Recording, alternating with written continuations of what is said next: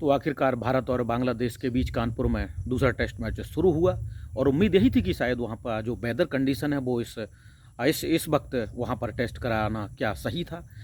उस पर थोड़े से संशय के बादल छाए रहे थे, लेकिन आखिरकार टेस्ट मैच शुरू हुआ भारत और बांग्लादेश के बीच दूसरा test match Kanpur Green Park में। और भारत ने टॉस जीत करके पहले बांग्लादेश को बैटिंग करने के लिए आमंत्रित किया। डिसीजन बिल्कुल सही था। फाइनल प्लेइंग 11 की अगर हम बात करें तो जैसे कि कहा जा रहा था मुकाबले से पहले शायद भारत 3 स्पिनर के साथ उतर सकता है, लेकिन कप्तान रोहित शर्मा ने सीधा सा लॉजिक जो गया है, जो लॉजिक है कि अगर वेदर कंडीशन है और बीच बीच में जो कि बारिश आई भी है तो वहाँ पर पेसर्स को वहाँ पर मदद रहने वाली है। गेंद स्किड करेगा और 3 इस पेसर के साथ भारत उतरा है। कुलदीप को जो खिलाने का चांसेस है वो खत्म हो गए, चूँकि ये स्पिनर्स के लिए बहुत ज़्यादा मदद नहीं है, लेकिन ग्रीन पार्क का विकेट स्पिन को मदद करता है, लेकिन डिपेंड करता है कंडीशन कैसी है। अगर बार बार बारिश आएगी और ग्राउंड गीला होगा तो फिर स्पिनर्स को ग्रिप करने में प्रॉब्लम होती है और वही हुआ। भारत 3 पेसर्स के साथ ग्रीन पार्क में उतरा। टॉस जीत करके पहले बांग्लादेश को आमंत्रित किया। शुरुआत में तो जल्दी झटका दिए आकाशदीप ने, लेकिन इसके बाद एक विकेट रविचंद्रन अश्विन ने भी निकाला है और 3 विकेट 107 रन पर बार बार बाधा हुई है। 3 या शायद मुझे लगता है 3 बार मैच को रोकना पड़ा। कुल 35 ओवर का खेल हुआ है। पहला दिन जो स्टंप का 107 रन 3 विकेट के नुकसान पर कुल 35 ओवर डाले गए थे। इस जो पहले दिन का खेल था कानपुर के ग्रीन पार्क में। माहौल बेहतरीन था वहाँ का, जहाँ तक देखें थोड़ा सा मुझे मौका नहीं मिला वहाँ जाने का, लेकिन कोशिश करूँगा तीसरे या चौथे दिन, 5वें दिन उम्मीद करते हैं आगे 5वें दिन तक जाएगा, लेकिन ऐसा नहीं होगा। 4 दिन में मुकाबला खत्म होने के पूरे आसार हैं अगर अगर अब यहाँ से खेल बराबर होता है, लेकिन जो कंडीशन है वो बताती है कि मुश्किल है, बड़ा मुश्किल है। 5 के 5 दिन पूरा का पूरा खेल हो, ऐसा नहीं हो सकता है।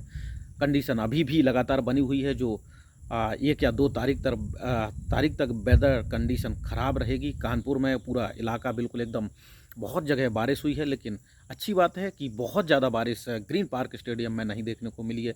हल्की हल्की बारिश हुई, लेकिन वो बारिश लगातार कंटिन्यू रही है, जिस वजह से पहले दिन का खेल केवल 35 ओवर डाले गए और खेल को जल्द समाप्त कर दिया गया।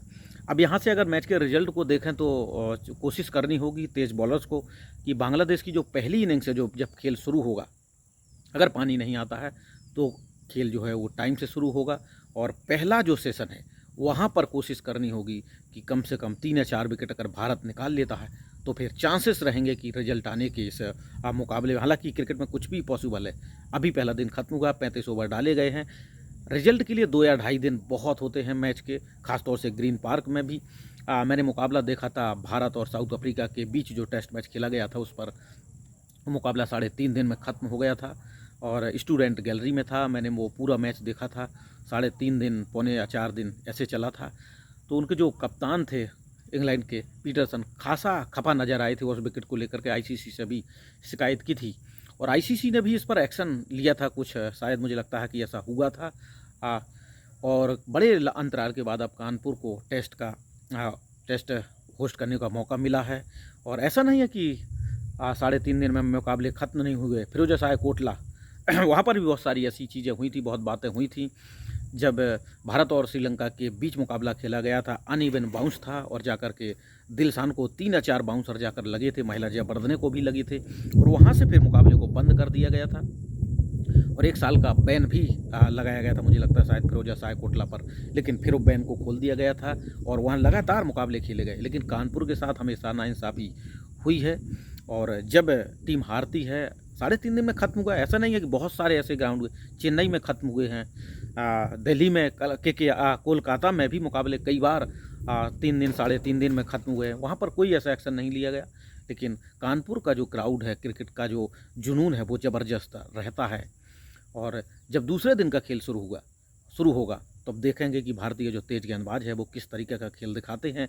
उम्मीद यही करनी होगी जो पेसर्स हैं वो जल्द से जल्द जो टॉप ऑर्डर है, मिडिल ऑर्डर है, उसको पूरी तरीके से ख़त्म कर दे ताकि टेल आए उसको भी जल्द आउट करे और भारत कल कम से कम आधा दिन बैटिंग करने ज़रूर आए और तेज़ी से रन करने की कोशिश करेंगे भारतीय बल्लेबाज। वेदर कंडीशन को देखते हुए रिजल्ट ज़रूर चाहेगा भारत। तो यही सारी चीज़ें अगर होती हैं तो बेहतर होगा। लेकिन अभी तक आपने मेरे चैनल को सब्सक्राइब नहीं किया है तो चैनल को सब्सक्राइब कीजिए और वीडियो को लाइक कीजिए।